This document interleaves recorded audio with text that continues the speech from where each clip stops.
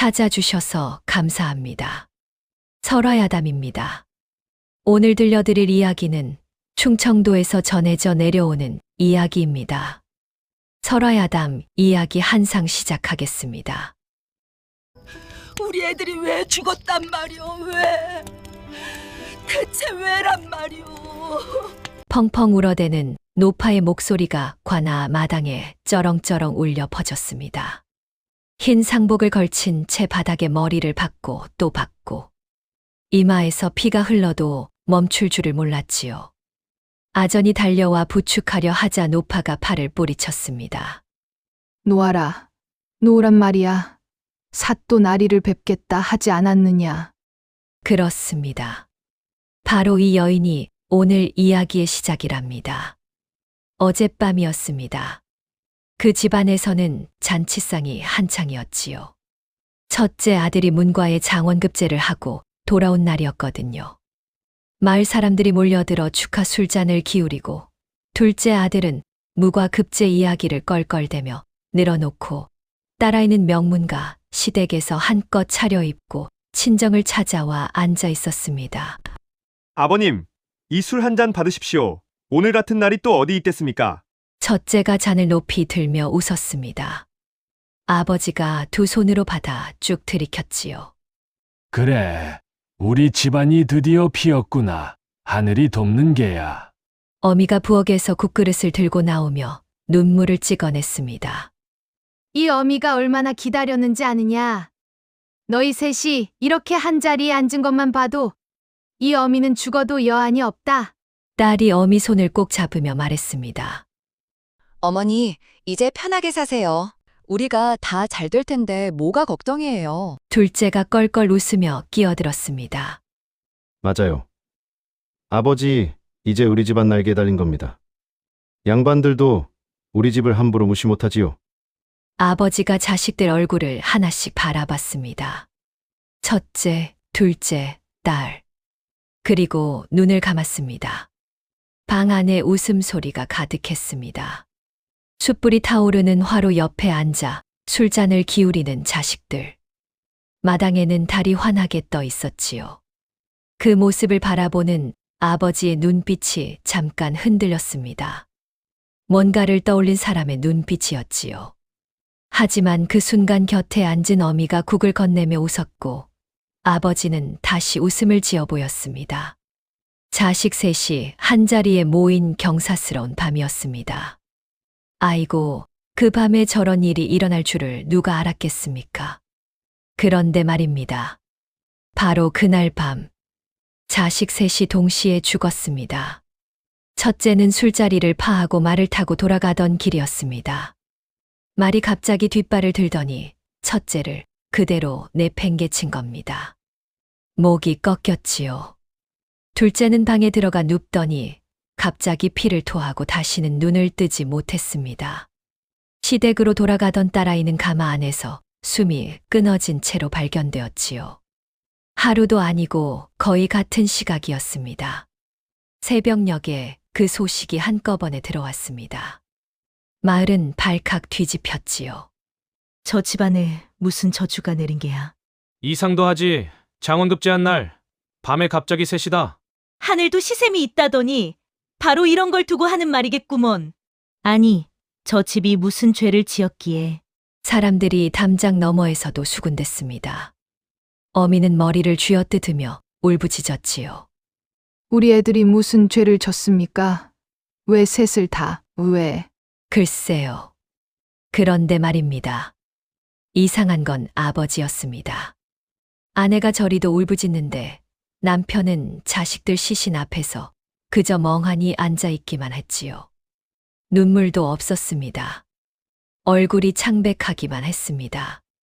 마치 오래전부터 이날이 올 줄 알고 있던 사람처럼 말이지요. 마을 사람 하나가 문틈으로 들여다보다 고개를 갸웃했습니다. 저희 왜 저래? 자식이 죽었는데 왜 저렇게 멀뚱히 앉아 있어? 글쎄 말이야, 뭔가 아는 게 있는 거 아니야? 그리고 밤이 되면 혼자 술을 마셨습니다. 아무 말도 없이 그냥 마시고 또 마시고 사발에 술이 반쯤 남아도 다시 채웠습니다. 그 눈이 어딘가 아주 먼 곳을 바라보고 있었지요.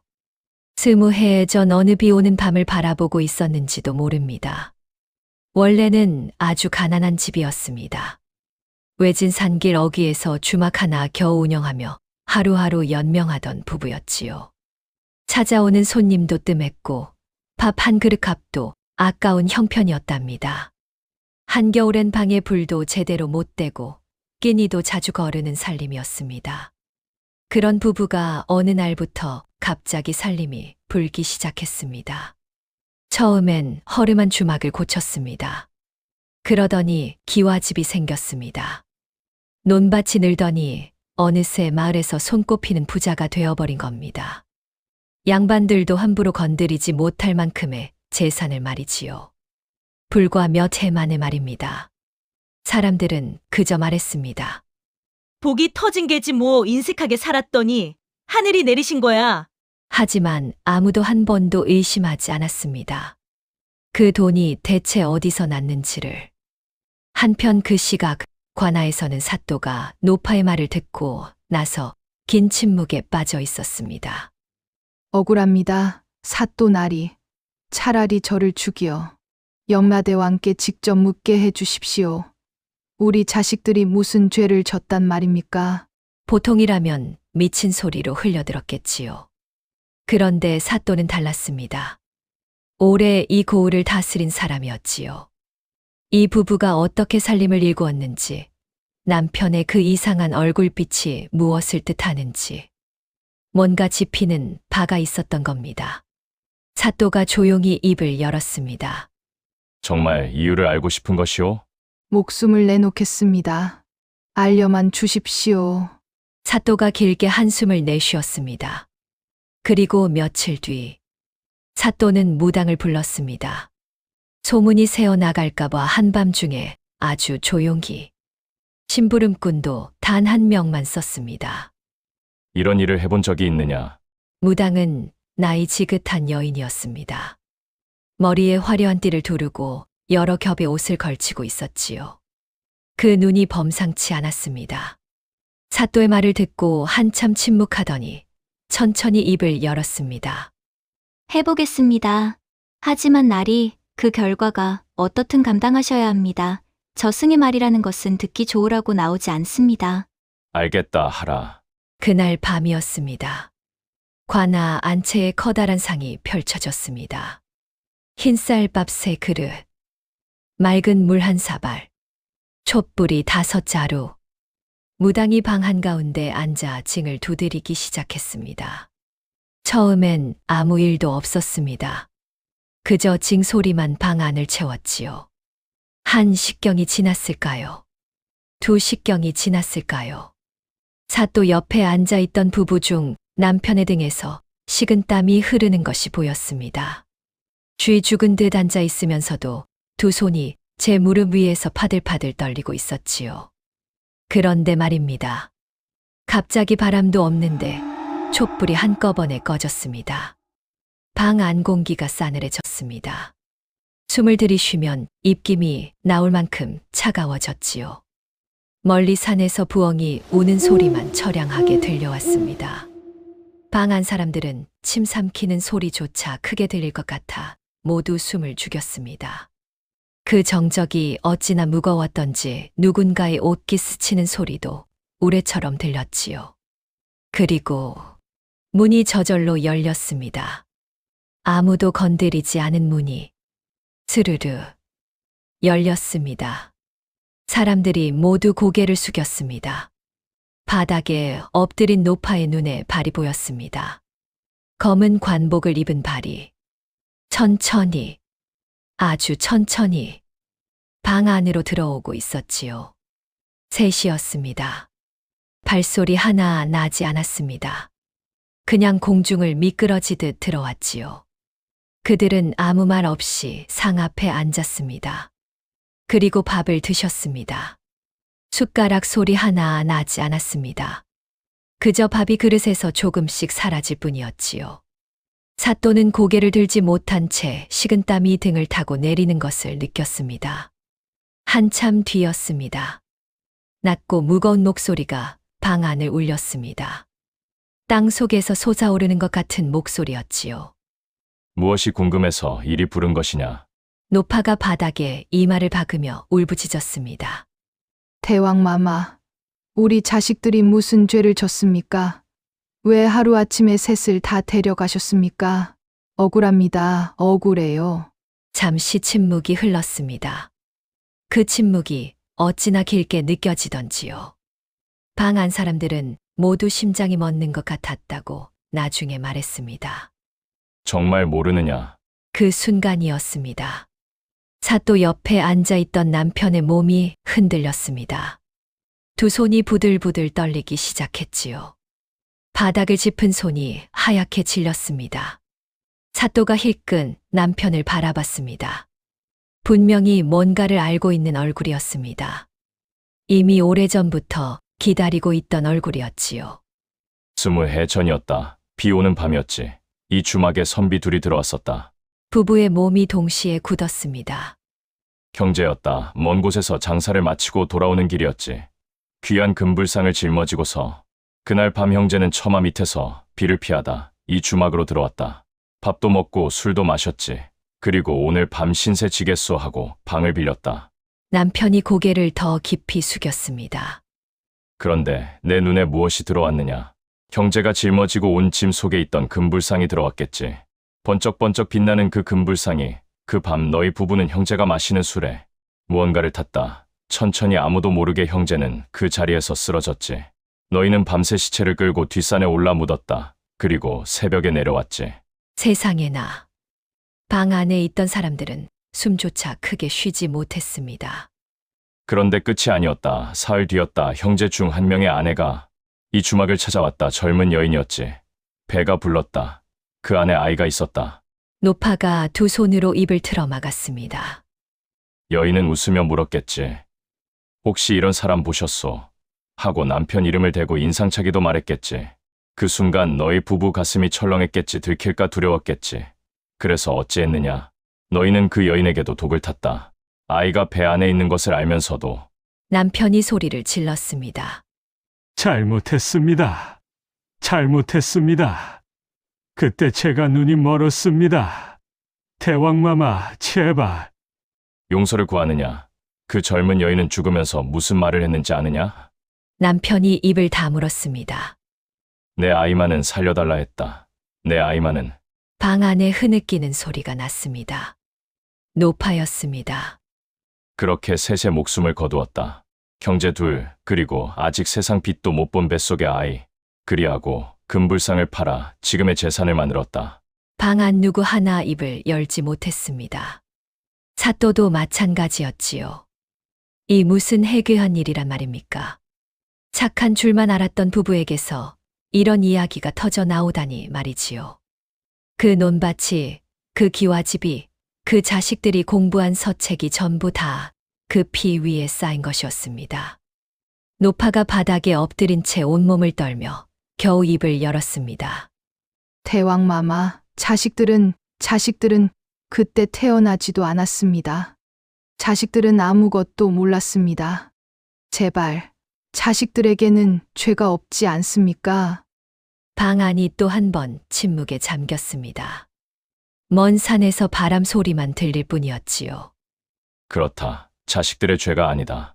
너희 손으로 빼앗은 목숨이 셋이었다. 형제 둘, 그리고 세상 빛도 못 본 아이 하나. 하늘의 장부는 틀리는 법이 없다. 너희가 빼앗은 수만큼 너희에게서 가장 소중한 것을 거두어 간 것이다. 그렇다면 저를 벌하여 주십시오.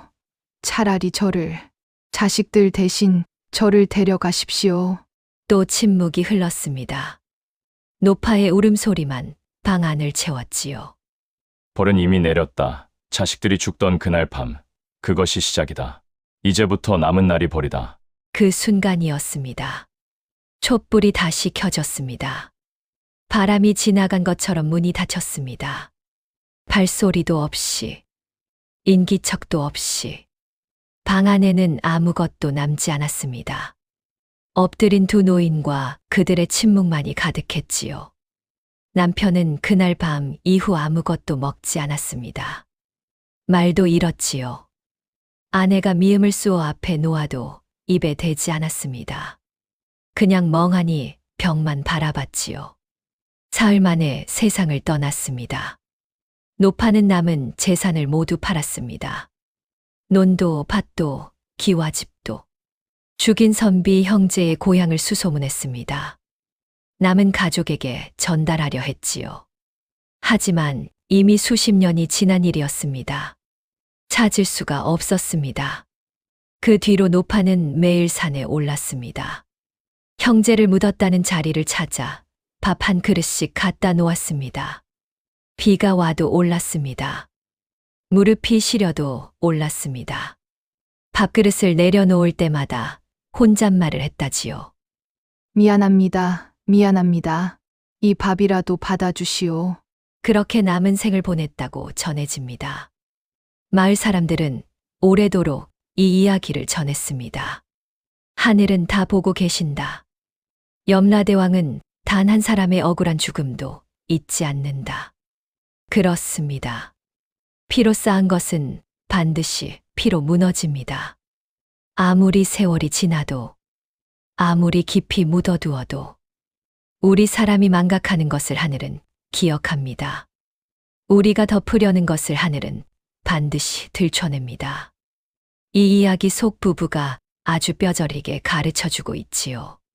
한순간의 탐욕이 내 자식의 미래를 통째로 삼켜버릴 수도 있다는 것을, 내 손에 들려있는 것이 과연 땀으로 번 것인지 한 번쯤 조용히 돌아보는 것이 어떨까요? 내가 스스로 들춰내는 용기. 그것이 우리 삶을 지키는 가장 든든한 방패가 아닐까 합니다. 사또는 그 뒤로 긴 보고서를 작성했습니다. 염라대왕이 직접 나타나 진술한 사건이라 어디에 보고해야 할지조차 몰랐지요.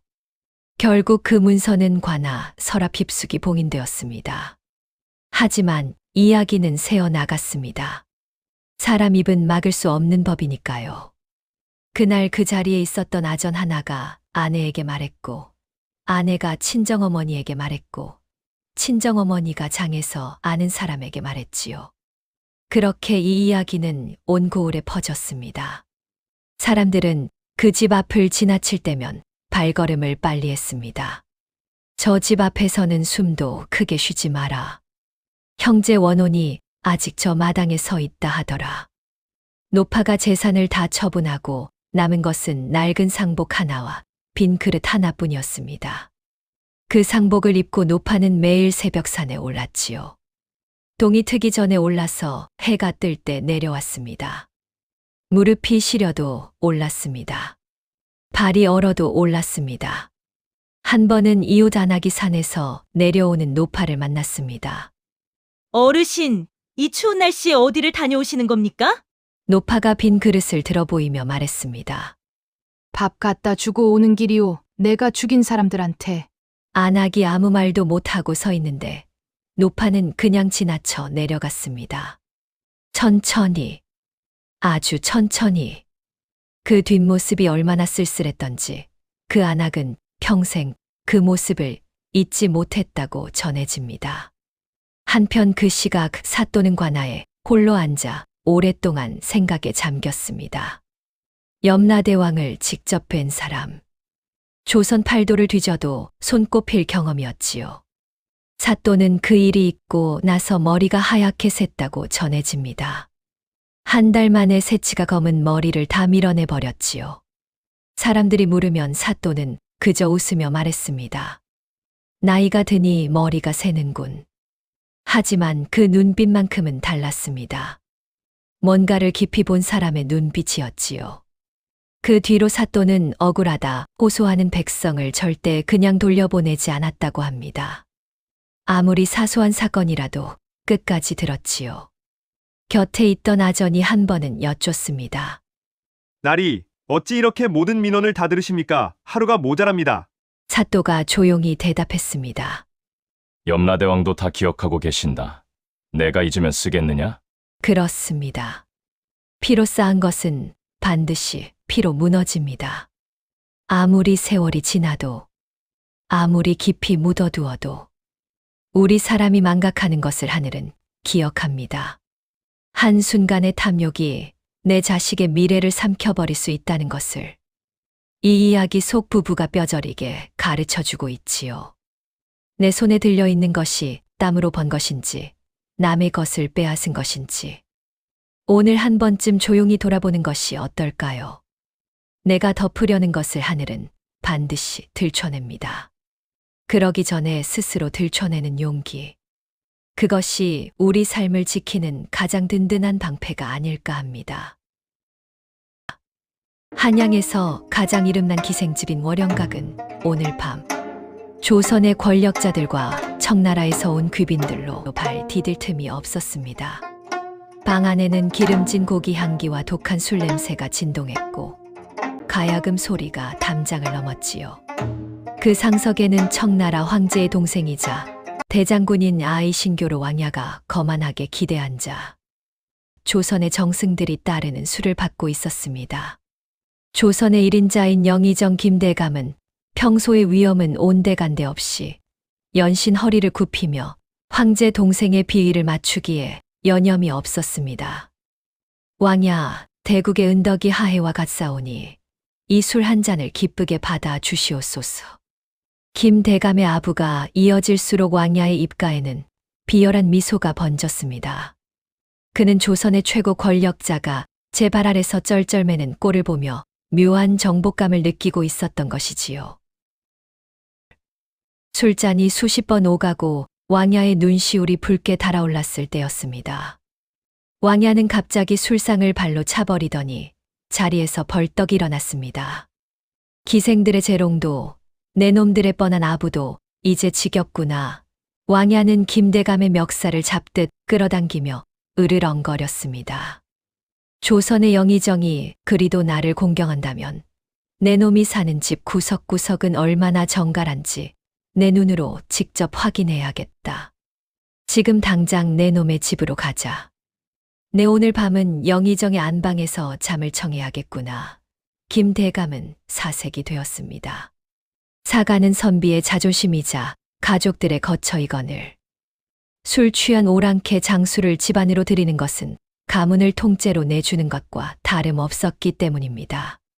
하지만 칼자루를 쥔 왕야의 기세에 눌려 김대감은 예, 그러하옵소서 하며 앞장을 설 수밖에 없었습니다. 왕야는 수십 명의 호위무사를 거느린 채 밤의 정적을 깨고 영의정의 집으로 난입했습니다. 군화 발소리가 마당을 울렸고 왕야는 거침없이 안채 대청마루에 올라앉아 호통을 쳤습니다. 조선의 1인자가 사는 꼴이 이리도 초라하단 말이냐.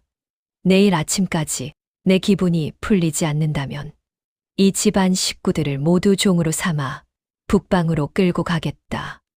김대감의 부인과 자식들은 옷도 제대로 갖춰 입지 못한 채 마당에 꿇어앉아 바르르 떨었습니다.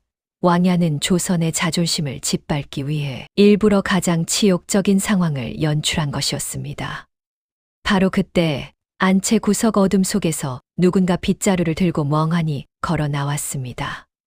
집안에서 숙맥이라 불리던 둘째 며느리 옥분이었습니다. 옥분은 이 난리통 속에서도 마치 남의 일인 양 멍한 표정으로 마당에 흙을 쓸고 있었습니다. 명문가 출신이었으나 행동이 굼뜨고 글자 한자 제대로 몰라. 시어머니에게 어찌 저런 숙맥이 우리 집에 들어왔을 꼬라며 구박을 받던 처지였지요. 시어머니는 옥분을 보자마자 비명을 지르며 말렸습니다. 이 숙매가 지금이 어느 때라고 감히 거기를 나가느냐. 어서 헛간으로 숨지 못하고. 하지만 옥분은 천진난만한 목소리로 왕야를 향해 한마디를 내뱉었습니다. 아이고, 귀한 손님께서 오셨는데 마당이 이리 지저분해서 어쩌나. 우리 아버님은 손님 맞을 줄만 알지 손님 오시는 길 닦을 줄은 모르시나 봅니다. 왕야는 이겁 없는 아녀자의 출현에 흥미를 느낀 듯 눈을 가늘게 떴습니다. 이 집안에 제정신인 자가 하나도 없나 보구나. 내가 그 유명한 숙맥 며느리냐? 왕야는 허리춤에서 칼을 뽑아 마루바닥에 꽂으며 섬뜩하게 웃었습니다. 좋다. 내가 그리 지극정성이니 내 너희 가문을 살려줄 기회를 주마. 내일 아침까지 재로 만든 새끼줄 10기를 꼬아 내 앞에 바쳐라. 재로 새끼를 꼬다니요. 불에 타버려 바스라지는 재로 어떻게 줄을 만든단 말입니까? 왕야는 비열하게 덧붙였습니다. 만약 재로 만든 줄로 내 말에 고삐를 매지 못한다면 내일 이 마당은 너희 가문의 피로 물들 것이다. 김대감은 망연자실하여 바닥에 주저앉았고 아들들은 통곡했습니다. 하지만 옥부는 여전히 멍한 표정으로 왕야를 보며 고개를 갸우뚱했습니다. 재로 줄을 만들라니요. 그게 무슨 대단한 일이라고 그리 화를 내십니까? 알겠습니다. 내일 아침에 가져다 드리지요. 그렇습니다. 옥부는 왕야의 명령이 떨어지자마자 집안 종들을 불러 모았습니다. 가서 굵은 소금 3가마니를 큰 가마솥에 넣고 진하게 끓여 오너라. 그리고 가장 질긴 새끼줄 10기를 가져오너라. 김대감은 그 모습을 보며 가슴을 쳤습니다. 이 숭매가 재로 새끼를 꼬라는데 소금물은 다려 무엇하느냐. 이제 우리 집안은 정말 끝이로구나. 하지만 옥부는 아랑곳하지 않고 가져온 새끼줄을 진한 소금물에 푹 담가 하룻밤을 꼬박 절였습니다. 그러곤 그 젖은 줄을 마당 한가운데 길게 늘어뜨려 놓고는 마른 짚을 덮어 불을 붙였습니다.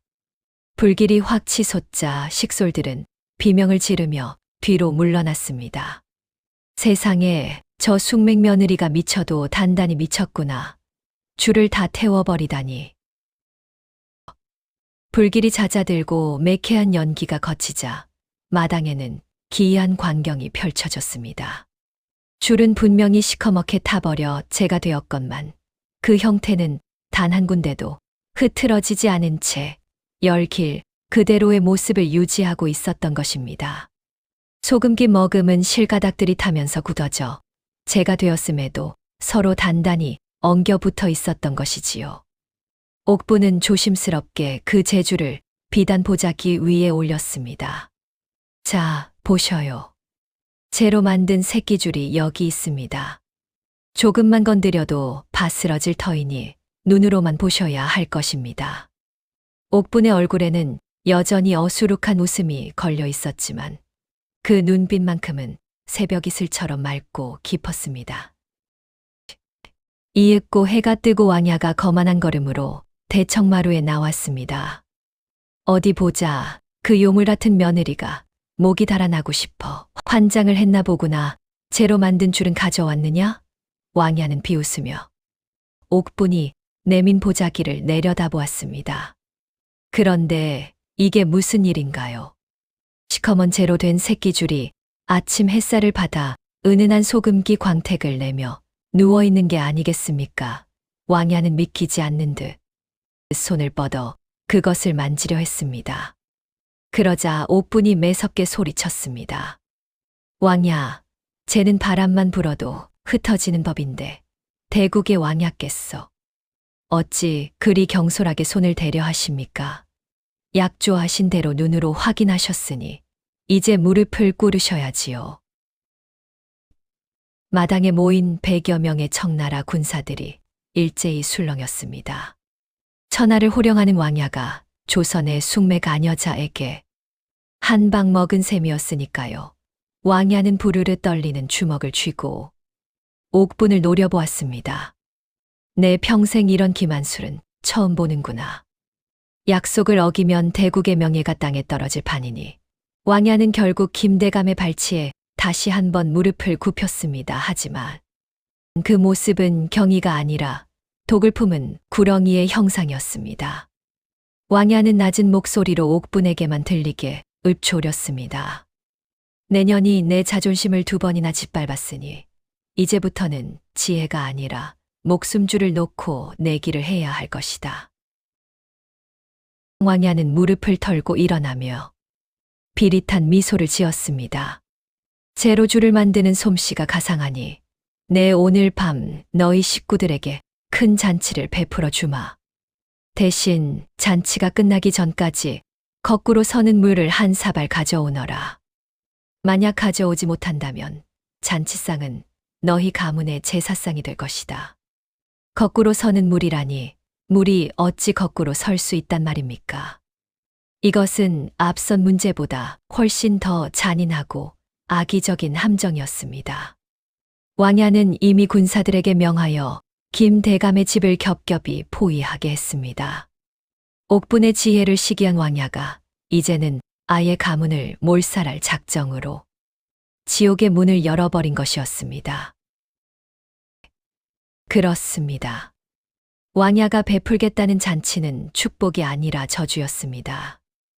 왕야는 영의정 댁의 값비싼 기물들을 마당으로 끌어내어 술상을 차리게 했고 조선의 내로라 하는 정승의 가족들을 그 옆에서 시중드는 종처럼 세워두었습니다. 그는 술잔을 들이켜며 김대감의 수염을 잡아당기는 등 온갖 모욕을 주었지요. 자, 조선의 대감들아, 너희 며느리가 가져올 거꾸로 서는 물을 기다리며 한잔하자꾸나. 만약 해가 뜰 때까지 가져오지 못하면 여기 있는 술잔은 너희의 피로 채워질 것이다. 마당에는 칼을 든 청나라 군사들이 겹겹이 에워싸고 있었고 차가운 겨울바람이 살갗을 에이는 소금발처럼 매서웠습니다. 공포에 질린 식솔들은 서로의 손을 잡고 덜덜 떨며 옥분이 있는 헛간 쪽만 바라보았습니다. 하지만 옥분은 그림자조차 보이지 않았고 집안의 대들보 같던 김대감마저 이제 우리 가문은 끝이로구나라며 고개를 떨구고 말았습니다. 이게 참 기가 막힌 일이지요. 한때 임금의 총애를 한 몸에 받던 영의정 댁이 단 하루 만에 오랑캐의 놀잇감으로 전락했으니 말입니다. 왕야는 심술이 나자 곳간의 쌀가마니를 모두 터뜨려 마당에 뿌렸고 집안의 장독들을 죄다 깨부수어 간장과 된장이 마당을 시커멓게 물들였습니다. 하인들은 이미매를 맞고 쫓겨난 지 오래였고 옥분의 남편은 왕야의 무사들에게 짓밟혀 온몸이 피투성이가 된 채 헛간 옆에 버려졌습니다. 그야말로 굴뚝에 버섯이 필 정도의 처참한 광경이었습니다. 시어머니는 정신을 놓고 옥분을 원망하기 시작했습니다. 저 요물 같은 년이 지혜를 부린답시고 왕야의 심기를 건드려 우리를 다 죽이게 생겼구나. 저 숙맥년을 당장 내다 버려야 우리가 살 텐데. 명문가의 위엄은 온데간데 없고 오직 살기 위한 비굴함과 원망만이 마당에 가득 찼습니다. 한참이나 시간이 흘러 삼경이 지났을 무렵이었습니다. 왕야는 취기가 올라 칼을 휘두르며 소리쳤습니다. 자, 그 숙맥 며느리는 어디 있느냐? 물이 어찌 거꾸로 선단 말이냐? 세상에 그런 물이 있다면 내 당장 무릎이 아니라 목을 내놓겠다. 군사들은 낄낄거리며 옥분이 숨은 헛간 문을 발로 찼습니다. 사실 거꾸로 서는 물이란 세상천지 어디에도 없는 것이었습니다. 폭포도 위에서 아래로 흐르고 빗물도 하늘에서 땅으로 떨어지는 것이 만물의 이치이지요. 김대감은 이것이 며느리를 죽이고 가문을 멸하기 위한 왕야의 억지임을 알았기에 차가운 눈바닥에 머리를 박았습니다. 두 손이 눈 속에 파묻히도록 짓눌러도 치밀어 오르는 통곡은 막을 길이 없었습니다. 그 느낌이 목을 막아 숨조차 고르지 못한 채 그는 그저 부들부들 떨리는 어깨를 웅크릴 뿐이었습니다. 바로 그때였습니다. 헛간 문이 천천히 열리며 옥분이 소반 하나를 들고 나왔습니다. 그런데 이게 무슨 일인가요? 옥분의 손에는 물그릇이 아니라 산에서 갓해온 듯한 커다란 칡뿌리와 빈 사발 하나가 놓여 있었습니다. 왕야는 코웃음을 쳤습니다. 이 숙맥년이 이제는 배가 고파 뿌리를 씹어 먹으려느냐? 거꾸로 서는 물을 가져오라 했거늘. 옥분은 아랑곳하지 않고 왕야의 앞에 당당히 섰습니다. 그러곤 칡뿌리의 아래쪽을 낫으로 비스듬히 깎아 사발 위에 세웠습니다. 왕야, 대국의 장군이시니 만물의 이치를 잘 아시겠지요. 대지의 뿌리를 받고 사는 모든 생명은 땅에 물을 빨아올려 하늘로 보냅니다. 지금 이 칡뿌리 속에서 흐르는 물은 땅으로 떨어지는 물이 아니라 하늘을 향해 거꾸로 솟구쳐 올라가는 생명의 물이옵니다. 옥분이 칡뿌리 윗부분에 뜨거운 김을 쐬고 아랫부분을 압박하자 신기하게도 칡뿌리 끝에서 맑은 진액이 뚝뚝 떨어지기 시작했습니다. 잠시 후 사발에는 칡이 땅속 깊은 곳에서 길어 올린 물이 가득 고였습니다. 보셔요. 이것이 바로 만물이 잠든 겨울에도 대지를 거슬러 위로 솟구치는 거꾸로 서는 물이옵니다. 왕야의 칼날은 사람을 아래로 쓰러뜨리지만 이 물은 죽어가는 가문을 위로 일으켜 세울 것이옵니다. 왕야의 얼굴에서 비웃음이 사라지고 서늘한 경악이 서렸습니다. 그는 칡즙이 고인 사발을 멍하니 바라보았습니다. 옥부는 여기서 멈추지 않고 가슴 속에 품어두었던 마지막 패를 꺼내 들었습니다. 그것은 돌아가신 아버지가 남긴 유품이자 왕야의 형인 청나라 황제가 조선의 선비에게 내렸던 은밀한 신표였습니다. 옥부는 떨리는 손으로 품속 깊이 간직했던 낡은 비단 주머니를 꺼냈습니다. 그 안에서 나온 것은 반원 모양의 영롱한 옥패였습니다. 왕야는 그 옥패를 보자마자 들고 있던 술잔을 바닥에 떨어뜨렸습니다. 그것은 형님의 쌍용 옥패가 아니냐?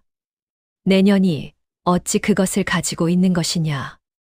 사실 옥분의 아버지는 과거 청나라와의 국경 분쟁을 중재하던 중 위기에 빠진 지금의 황제를 구했던 은인이었습니다. 당시 황제는 그 공을 치하하며 조선에서 이 옥패를 보여주는 자는 고침을 대하듯 하라는 엄명을 내렸던 것이지요. 옥부는 아버지가 임종 직전 건네준 이 옥패를 보며 가문을 지키겠노라 다짐했던 그 못다 한 말을 이제야 세상 밖으로 꺼내놓았습니다. 이게 참 기가 막힌 일이지요. 천하를 호령하던 왕야의 안색이 종이장처럼 하얗게 질려버렸으니 말입니다. 옥부는 옥패를 높이 들어 올리며 서늘하게 꾸짖었습니다. 왕야, 황제 폐하의 은인을 능멸하고 조선의 정승을 욕보인 사실이 북경에 알려진다면 과연 폐하께서 동생의 목숨을 보존해 주시겠습니까? 왕야는 사시나무 떨듯 몸을 떨었습니다. 황제는 법도가 엄격하기로 소문난 이었기에 은인의 가문을 짓밟은 사실이 알려지면 왕야라 해도 무사할 수 없었기 때문입니다. 오만방자하던 호위무사들조차 하나둘씩 칼을 거두고 마당에 코를 박았습니다. 조금 전까지 피바람이 불 것 같던 마당에는 이제 정적만이 감돌았습니다. 옥부는 무릎을 꿇고 벌벌 떠는 왕야를 향해 한 걸음 다가갔습니다. 우리 아버님은 대국과의 화평을 위해 왕야께 아부한 것이 아니라 조선의 백성을 위해 스스로를 낮추신 것이옵니다. 그것을 조롱한 왕야의 안목이야말로 참으로 숙맥보다 못하지 않습니까? 왕야는 차마 고개를 들지 못한 채 바닥을 긁으며 애원했습니다. 네, 내가 눈이 멀어 대국의 은인을 몰라보았소. 제발 폐하께는 이 일을 함구해 주시오. 영의정 김대감은 그제야 며느리의 지혜가 단순한 재치가 아니라 가문을 통째로 짊어진 큰 그릇이었음을 깨달았습니다. 그는 며느리의 뒷모습을 보며 뜨거운 눈물을 흘렸습니다. 내가 저 아이를 숙맥이라 부르며 구박했거늘 정작 가문을 살린 것은 내 명성도 권력도 아닌 저 아이의 깊은 마음이었구나. 왕야는 날이 밝기도 전에 쫓기듯 짐을 싸서 영의정 댁을 떠났습니다. 그는 떠나기 전 자신이 부수었던 장독대와 곶간을 황금으로 채워 넣으며 용서를 구했습니다. 군화 발자국으로 가득했던 마당은 다시 정갈하게 닦였고 깨진 장독 틈에서는 옥분이 어제 흘렸던 칡즙의 달콤한 향기가 은은하게 퍼져나갔습니다. 식솔들은 모두 옥분의 발치에 모여 고개를 숙였습니다. 시어머니는 옥분의 거친 손을 맞잡으며 통곡했습니다. 얘야, 내가 정말 눈이 멀었었구나. 내가 이 집안의 기둥인데 내가 너를 몰라보았어. 옥부는 그제야 평소처럼 수줍게 웃으며 시어머니의 눈물을 닦아주었습니다. 지옥 끝바닥까지 추락했던 명문가는 그렇게 며느리의 지혜 덕분에 이전보다 더 단단한 결속을 다지게 되었습니다. 세월이 흘러 옥분의 이야기는 한양천지에 모르는 사람이 없는 전설이 되었습니다. 사람들은 이제 그 여인을 숙맥이라 부르지 않고 영의정되게 보살이라 칭송했지요. 하지만 옥부는 여전히 마당의 개미를 관찰하고 칡뿌리를 캐며 예전과 다름없는 평범한 일상을 보냈습니다. 옥분이 지킨 것은 화려한 권력이 아니라 사랑하는 식구들이 둘러앉아 따뜻한 밥을 먹는 평온한 저녁이었기 때문입니다. 옛말에 대교약졸이라는 말이 있습니다. 정말로 큰 지혜나 훌륭한 솜씨를 가진 사람은 겉보기에 오히려 서툴고 어리숙해 보인다는 뜻이지요. 남들이 숙맥이라 비웃을 때 옥부는 묵묵히 가문의 명운을 짊어질 준비를 하고 있었으니 겉으로 드러나는 똑똑함보다 내면에 품은 깊은 지혜가 얼마나 무서운 것인지를 우리에게 일깨워 줍니다. 옥분이 정성껏 닦아낸 마당 위로 따스한 햇살이 내리쬐고 식구들의 웃음소리가 담장을 넘는 그 평화로운 정경이야말로 옥분이 빚어낸 가장 위대한 기적이 아니었을까요? 다음 영상을 빠르게 만나보시려면 클릭하여 구독을 눌러주세요. 새 영상을 올리면 알림을 보내드립니다. 감사합니다.